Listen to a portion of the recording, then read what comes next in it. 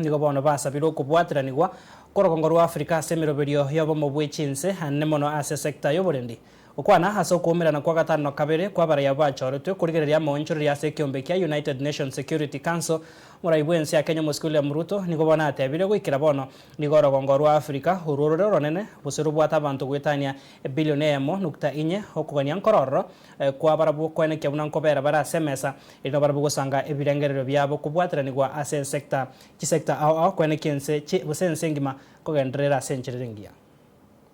Continued exclusion is unacceptable and indefensible.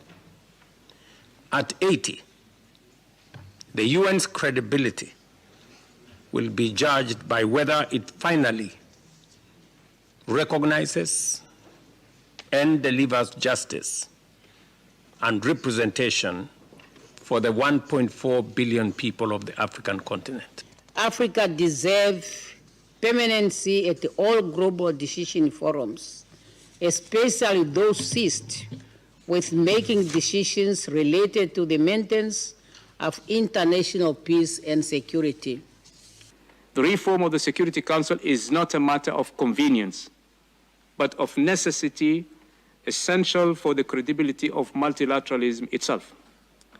On this landmark occasion, we therefore issue a call to all UN member states, and especially the permanent members of the Security Council. This historic injustice must come to an end sooner rather than later.